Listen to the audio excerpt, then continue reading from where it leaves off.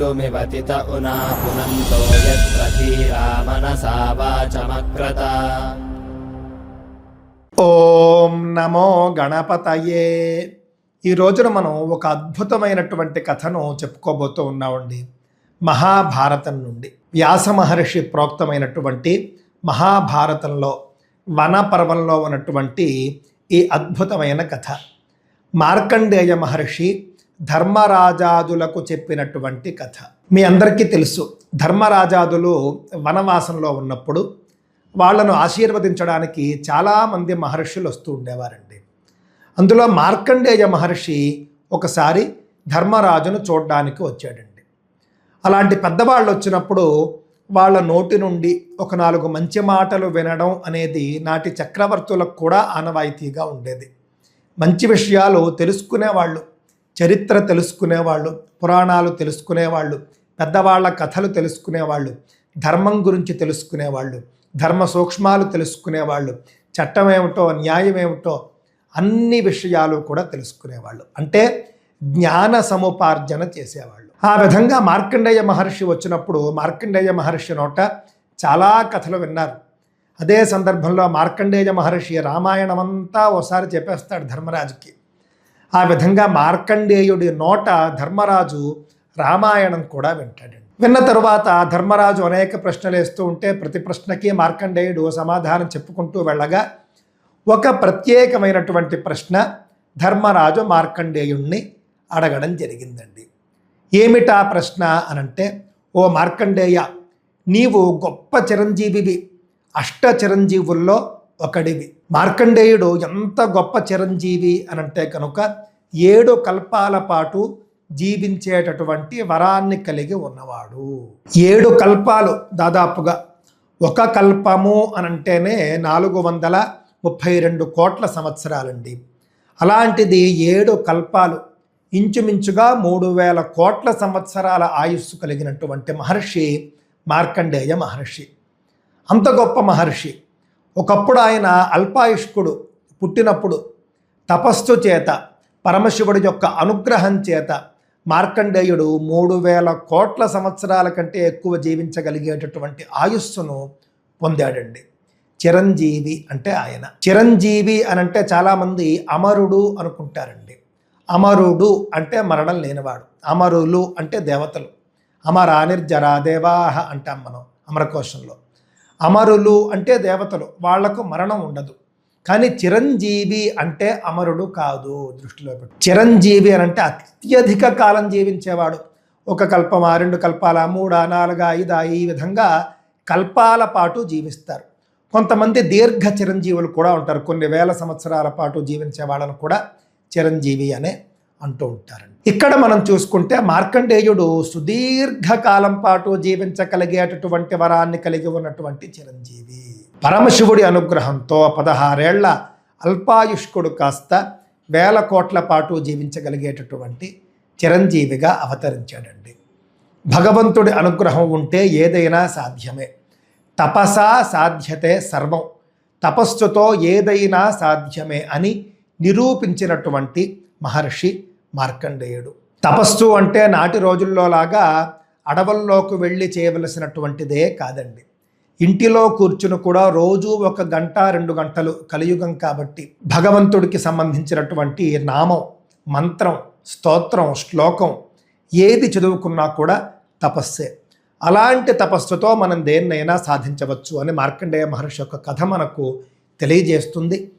మార్కండేయుడు అంత గొప్ప చిరంజీవి కదా, 3000 కోట్ల ఏళ్ల కంటే కూడా ఎక్కువ సంవత్సరాలు జీవించగలిగేటటువంటి వ్యక్తి కదా.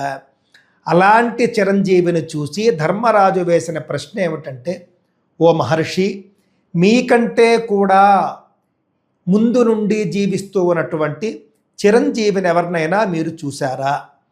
అలాంటి ఇంకా పెద్ద చిరంజీవి ఎవరైనా ఉన్నారా అని చెప్పేసి మార్కండేయ మహర్షిని అడిగాడండి ధర్మరాజు.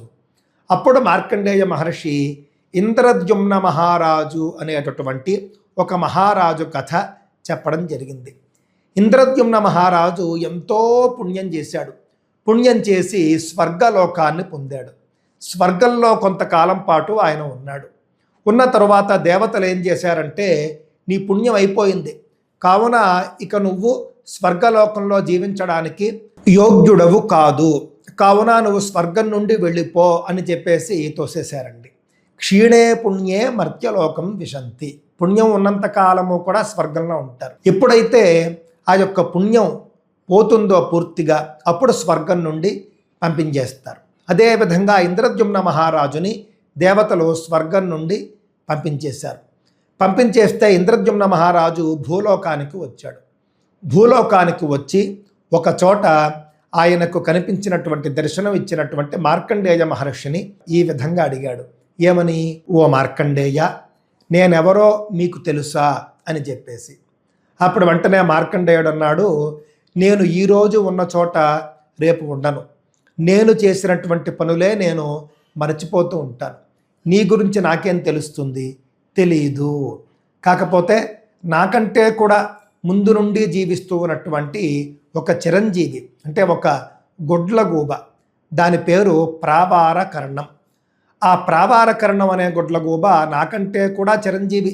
ఆ గొడ్లగూబకి నీ గురించి తెలిసి ఉండవచ్చు, కావున ఆ గొడ్లగూబ వద్దకు వెళ్ళి అడుగుదాము అని చెప్పేసి మార్కండేయ మహర్షి మరియు ఇంద్రద్యుమ్న మహారాజు కలిసి ఆ గొడ్లగూబ వద్దకు వెళ్ళారు.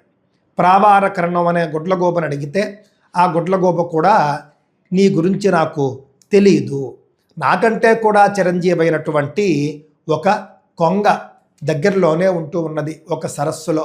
ఆ కొంగ పేరు నాడీ జంఘము. ఆ కొంగకి ఏమైనా తెలుసుంటుందేమో అడుగుదాము అని చెప్పేసి ఆ కొంగ వద్దకు వెళ్ళి మహర్షి, అదేవిధంగా ఇంద్రద్యుమ్న మహారాజు, వాళ్ళిద్దరితో పాటుగా ఉన్నటువంటి గొడ్లగూబ వెళ్ళి ఇంద్రద్యుమ్నుడు ఆ కొంగను అడిగాడు, నేనెవరో నీకు తెలుసా అని చెప్పేసి. ఆ కొంగ కూడా నువ్వెవరో నాకు తెలియదు, కానీ నాకంటే కూడా చిరంజీవి ఇదే సరస్సులో ఉన్నటువంటి ఒక తాబేలు, ఆ తాబేలు పేరు అకూపారం, ఆ తాబేలుని అడగండి అని చెప్పగా ఆ తాబేలుని పిలవమని మహారాజు కోరగా ఈ కొంగ ఆ తాబేలుని బయటకు పిలిచింది. ఆ తాబేలు బయటకు వచ్చిందండి.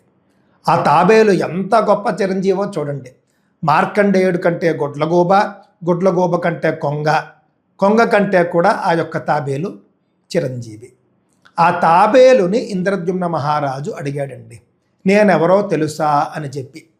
ఒక్కసారి ఆయన మొహం చూసి తాబేలు కళ్ళు మూసుకుని క్షణకాలం పాటు, కొంతకాలం పాటు ఆయన గురించి విశేషాలన్నీ కూడా తలుచుకుని గుర్తు చేసుకుని అశ్రు నయనాలతో ఆనంద బాష్పాలు రాల్చుకుంటూ గద్గద స్వరంతో ఒళ్ళంతా కూడా వణుకుతూ ఉండగా చేతులు రెండూ జోడించి, ఓ మహారాజా, నీ గురించి నాకు తెలియకపోవడం ఏమిటి? ఇదే స్థలంలో నువ్వు 1000 అశ్వమేధ యాగాలు చేశావు. నువ్వు యాగం చేసిన ప్రతిసారి కూడా విశేషంగా దాన ధర్మాలు చేస్తూ ఉండేవాడివి. వేలాది మంది పండితులకు, బీద సాధలకు, అనాథలకు నువ్వు లెక్కలేనన్ని దానాలు చేశావు. ఆ యొక్క దానాలు చేసినప్పుడు నువ్వు నీళ్లు వదులుతావు కదా, నీళ్లు వదిలిపెట్టి దానాలు చేస్తావు కదా, అలా నువ్వు దానాలు చేసి వదిలినటువంటి నీళ్లతోనే ఈ సరస్సు ఏర్పడింది. ఎంత గొప్ప విషయమో చూడండి. ఒక మహర్షి, ఒక మనిషి యజ్ఞాలు చేయడమే గొప్ప అయితే, యజ్ఞాల్లో దానాలు చేయడం ఇంకా గొప్ప అయితే, ఆ దానాలు గొప్పగా లెక్కలేనన్ని దానాలుగా ఆయన చేస్తూ చేస్తూ చేస్తూ పోగా కోట్లాది మందికి, లక్షలాది మందికి ఆయన చేసినటువంటి దానాలు దానం చేసే సందర్భంలో ఆయన వదిలేటటువంటి నీళ్లు, ఆ నీళ్లతో ఈ సరస్సు ఏర్పడింది. అందుకే ఆ సరస్సు పేరు ఇంద్రద్యుమ్నము అనే సరస్సు అని తలచుకుని, నువ్వు మాకు తెలియకపోవడం ఏమిటి మహారాజా అని చెప్పేసి అకూపారం అనే తాబేలు చెప్పిందండి. ఎప్పుడైతే తాబేలు ఆ మాట చెప్పిందో, చెప్పగానే స్వర్గం నుండి ఒక దివ్య విమానం వచ్చేసి దేవదూత, మహారాజా రండి స్వర్గానికి, మీ కీర్తి ఇంకా భూలోకంలో ఉన్నది, కావున మీరు స్వర్గంలోకి రావచ్చు, స్వర్గంలో మీ స్థానం ఇంకా పదిలంగానే ఉంది అని దేవదూత చెప్పాడండి. ఇక్కడ మనకేమర్థమవుతోందండి? చాలామంది సత్రాలకు, భవనాలకు, వంటశాలలకు, చెరువులకు, వీటన్నింటికీ కూడా పెద్దవాళ్ల పేర్లు పెడుతూ ఉంటారు. ఎందుకు అనంటే కనుక ఆ పెద్దవాళ్ల పేరు మంచిగా జనానికి, భూలోక వాసులకు గుర్తు ఉన్నంత కాలము కూడా వాళ్ళు పుణ్యలోకాలకు ఎగబాకుతూ ఉంటారు. ఒక పుణ్యలోకం నుండి మరొక పుణ్యలోకానికి, ఆ విధంగా వాళ్ళు పుణ్యలోకాల్లో నివసిస్తూ ఉంటారు. అంటే భూలోకంలో ఏదైనా జీవి ఫలానా ఆయన గొప్పవాడు అని తలుచుకున్నంత కాలము కూడా మరణించినటువంటి ఆ పెద్ద ఆయన పుణ్యలోకాల్లో జీవిస్తాడండి. అదేవిధంగా ఫలానా మనిషి దుర్మార్గుడు అని చెప్పేసి భూలోకంలో జీవులు తలుచుకున్నంత కాలము కూడా, అంటే అతడి చెడ్డ పనుల్ని తలుచుకున్నంత కాలము కూడా అధోలోకాలకు వెళ్ళిపోతూ ఉంటాడు. అదే వాళ్ళు చేసినటువంటి పుణ్యకర్మలు తలుచుకున్నంత కాలము కూడా ఊర్ధ్వలోకాలకు, మంచి లోకాలకు వెళుతూ ఉంటారు. ఇంద్రద్యుమ్నుడి విషయంలో జరిగింది అదేనండి. ఆయన వల్ల ఏర్పడినటువంటి సరస్సు, ఆ సరస్సులో అనేక లక్షల సంవత్సరాలుగా సుఖంగా జీవిస్తూ ఉన్నటువంటి తాబేలు, ఆ సరస్సు ఆయన పేరు మీదనే ఉన్నది, ఇంద్రద్యుమ్నము అని. కావున తాబేలు ఆయన చేసినటువంటి మంచి పనుల్ని ఇంకా తలుచుకుంటూ ఉన్నది. ఆయన చేసినటువంటి మంచి మంచి పనులు ఇంకా ఇంకా కూడా తలుచుకుంటూ ఆ మంచి పనుల వల్ల ఏర్పడినటువంటి సరస్సులో ఈ తాబేలుతో పాటుగా ఇంకా ఎన్నో జీవులు లబ్ధి పొందుతూ ఉన్నాయి, సుఖంగా జీవిస్తూ ఉన్నాయి. కావున ఆ యొక్క మహారాజు, ఇంద్రద్యుమ్న మహారాజు యొక్క కీర్తి, సత్కీర్తి ఇంకా ఇంకా కూడా ఉన్నది. ఉండడం వల్ల స్వర్గలోకంలో ఆయనకు స్థానం ఇంకా ఇంకా కూడా ఉన్నది అని తేలింది. కాబట్టి దివ్య విమానం అక్కడి నుండి వచ్చేసింది. దేవదూత వచ్చి విమానం ఎక్కమని చెప్పాడు.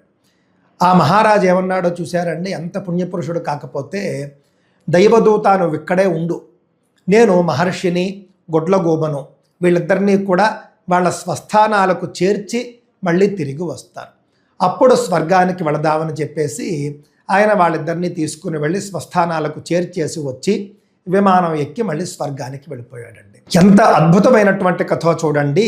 ఈ కథను మనం ఎందుకు చెప్పుకున్నాము అనంటే కనుక, అకీర్తి కీర్త్యతే లోకే యస్య భూతస్య కస్యచిత్ సపతత్యధర్మాన్ లోకాన్ యావత్ శబ్ద ప్రకీర్త్యతే.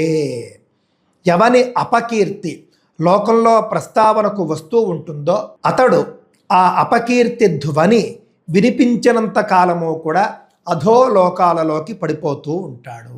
తస్మాత్ కళ్యాణవృత్త స్యాత్ అనంతాయ నరస్సదా విహాయ చిత్తం పాపిష్టం ధర్మమేవ సమాశ్రయేత్.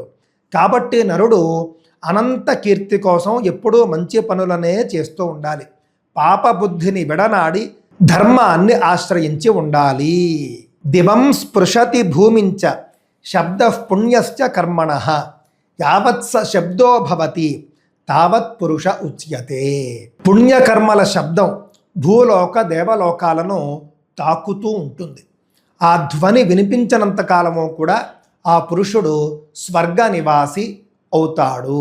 కావున ఒక మనిషి మరణించిన తరువాత ఆ మనిషికి సంబంధించినటువంటి పుణ్యకర్మల గురించి, మంచితనం గురించి లోకులు చర్చించుకుంటూ ఉన్నంత కాలము కూడా ఆ మనిషి స్వర్గీయుడుగా ఉంటాడండి. అలా కాకుండా ఒక మనిషి మరణించిన తరువాత అతడి చెడు కర్మల గురించి, చెడు పనులు, పాపాల గురించి కనుక జనులు చర్చించుకుంటూ ఉంటే అధోలోకాలకు వెళ్ళిపోతూ ఉంటారు. అందువల్లనే మనం గమనించి చూస్తే కనుక కొత్త కొత్త నిర్మాణాలు, భవనాలు, సత్రాలు, మఠాలు, భోజనశాలలు, అలాగే చెలివేంద్రాలు, వీటన్నింటికీ కూడా చెరువులకు, సరోవరాలకు పెద్దవాళ్ల పేర్లు పెడుతూ ఉంటారు. ఎందుకు అనంటే వాళ్ళ పేర్లు జనులు తలుచుకుంటూ ఉండాలి. ఆ మహానుభావుడు కట్టించాడు ఈ సత్రం, ఆ మహానుభావుడు తవ్వించాడు ఈ చెరువు. ఈ విధంగా జనులు చెప్పుకున్నంత కాలము కూడా పెద్దవాళ్ళు పుణ్యలోకాల్లో, స్వర్గలోకాల్లో జీవిస్తూ ఉంటారు అనే విషయాన్ని మనం గుర్తుంచుకోవాలి.